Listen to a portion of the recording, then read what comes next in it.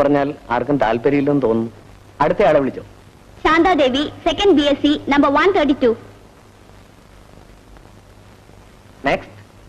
Jalaja Nair, third BCom, number 87. Next. Maya S. Menon, final MA, number 43.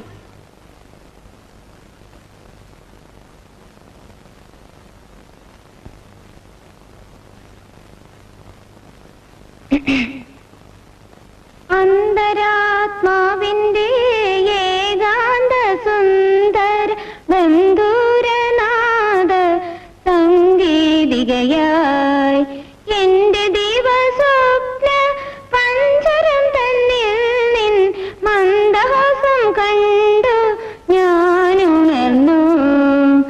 ഞാനുണർന്നേതോ കിനാവിലെ ആശമവേപതോ ഗാത്രിയായി കാതുകളിൽ നീയമൃതായി നരുദേൻ കണമായി മധുമാരിയായി അത്ഭുതശാരികയായി ആത്മാവും ആത്മാവും ആലിംഗനം ചെയ്യും ആരോ മഹർഷേറ്റു നിൽക്കേ പാടുകയാണ് നഗരങ്ങൾ മറ്റൊരു ഗീതകം സായുജ പ്രേമഗീതം. അന്തരാത്മാവിന്റെ ഏകാന്ത സുന്ദര ബന്ധുരനാഥ സംഗീതികയായി.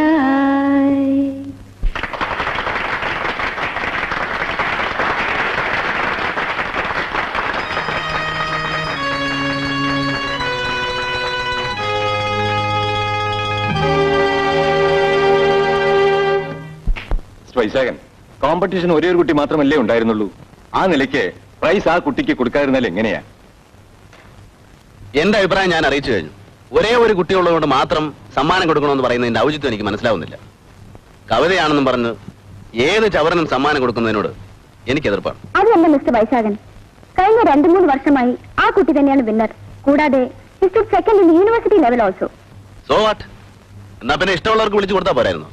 കവിതാ പാരായണമെന്നൊരു പ്രഹസനത്തിന്റെ ആവശ്യം എന്തായിരുന്നു? പേഴ്സണൽ പ്രൊജഡീസ് വെച്ചുകൊണ്ട് ആരും അഭിപ്രായം പറയരുത്. ഒരു ഇംഗ്ലീഷ് ലെക്ചർക്ക് മലയാളം കവിത ജഡ്ജ് ചെയ്യാൻ എങ്ങനെ കഴിയും? ആ കുട്ടിയെന്ന് വിളിക്കാവോ? ദേവസ്യ, ആ മായ എന്ന് വരാൻ പറയൂ. ശരി മേഡം.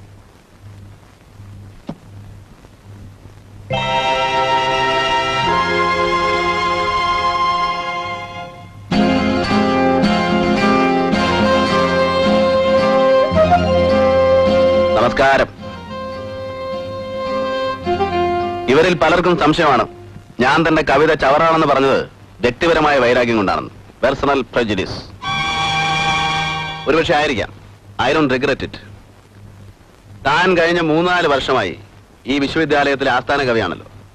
താൻ ഇന്നലെ ചൊല്ലിയ കവിത എന്റെ കാലക്കെന്നൊന്ന് കേൾക്കാനിടയായി. കവിതയെക്കുറിച്ചുള്ള എന്റെ പരിജ്ഞാനം വളരെ കുറവാണ്. അതുകൊണ്ട് കവിത എന്ന് പറഞ്ഞാൽ എന്താണെന്നൊന്ന് പറഞ്ഞു തന്നാ കൊള്ളാം. ദയവായി ഒരിക്കൽ കൂടി ആ കവിത ഒന്ന് ചൊല്ലാമോ? മറന്നുപോയി കാണൂല്ലേ? എന്നാ എനിക്ക് ഓർമ്മയുണ്ട്. അന്തരാത്മാവിന്റെ ഏകാന്ത സുന്ദര ബന്ധുരനാഥ സംഗീതികയായി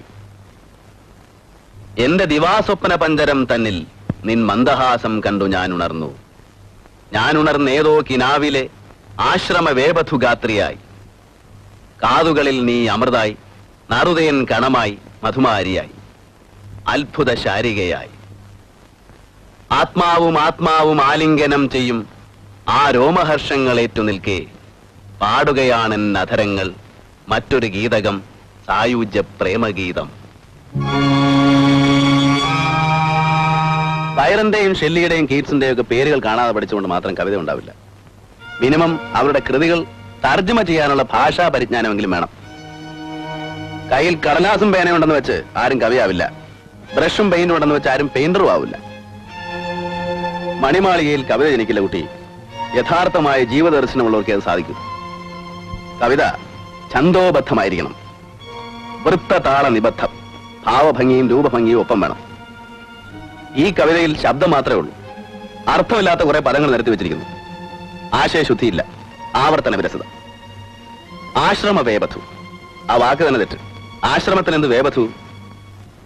ആത്മാവും ആത്മാവും ആലിംഗനം. തെറ്റ്. അധരങ്ങൾ. പ്രയോഗം തെറ്റ്. അധരമാണ് ശരി. ഓഷ്ടവും അധരവും. ഇനി എന്താ ഇതിന്റെ അർത്ഥം? അമൃതായി, നറുതേൻ കണമായി, മധുമാരിയായി. No meaning. വെറുതെ ശബ്ദകോലാഹലം കൊണ്ട് അന്തരീക്ഷം മലിനമാക്കാനേ പറ്റൂ. To pollute the atmosphere already polluted.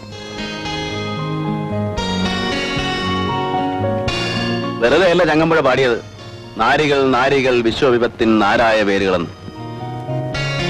ഇത്രേ, ഈ കുട്ടി വളരാൻ ആഗ്രഹിക്കുന്ന ഒരു കലാകാരിയാണെങ്കിൽ അർഹിക്കാത്ത പ്രോത്സാഹനവും സമ്മാനവും ഒക്കെ കൊടുത്ത് അത് മുളയിലെ നശിപ്പിച്ച് കളയാതിരിക്കുക. Don't spoil it in the budding stage.